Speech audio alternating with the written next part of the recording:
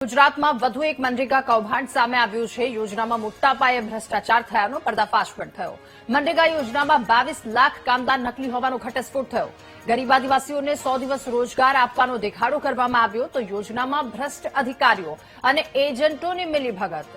7,49,000 job card રદ કરવામાં આવ્યા. લોકસભામાં કેન્દ્ર સરકારે રજૂ કરેલા રિપોર્ટમાં આ ગેરરીતિ ઉજાગર થઈ. ગેરરીતિ આચરી કામદારોને માત્ર ચોપડે દેખાડી દેવામાં આવ્યા છે તો નિષ્પક્ષ તપાસ કરવામાં આવે તો વ્યાપક પ્રમાણમાં ગેરરીતિ બહાર આવે તેવી પણ શક્યતા વ્યક્ત કરવામાં આવી રહી છે. તો મનરેગા યોજનામાં કૌભાંડ. આદિવાસી વિસ્તારોમાં ગરીબોને રોજગાર આપવાનો એક મુખ્ય હેતુ છે, જેમાં મળતિયા એજન્ટો ભ્રષ્ટ અધિકારીઓ માટે આ એક કમાણીની યોજના બની છે. કેન્દ્ર સરકારે લોકસભામાં એક રિપોર્ટ રજૂ કર્યો, જે રિપોર્ટમાં આ આખી ગેરરીતિ રજૂ થઈ છે. 100 દિવસ આદિવાસીઓને રોજગારી આપવાનો કાગળ પર દેખાડો કરવામાં આવ્યો છે.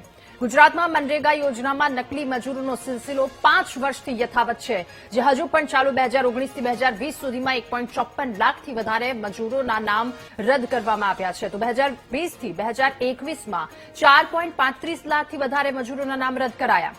સાથે 2021થી 22ના આંકડા જોઈએ તો 1.47 લાખથી વધારે મજૂરોના નામ છે અને 2022થી 23માં 5.59 લાખથી વધારે મજૂરો. 2023થી 24નો આંકડો પણ સામે આવ્યો. 9.75 લાખથી વધારે મજૂરોના નામ રદ કરવામાં આવ્યા છે. તો આદિવાસી વિસ્તારોમાં ગરીબોને રોજગાર આપવાનો મુખ્ય હેતુ, પરંતુ ક્યાંક કમાણીની યોજના ભ્રષ્ટ અધિકારીઓ માટે બની છે.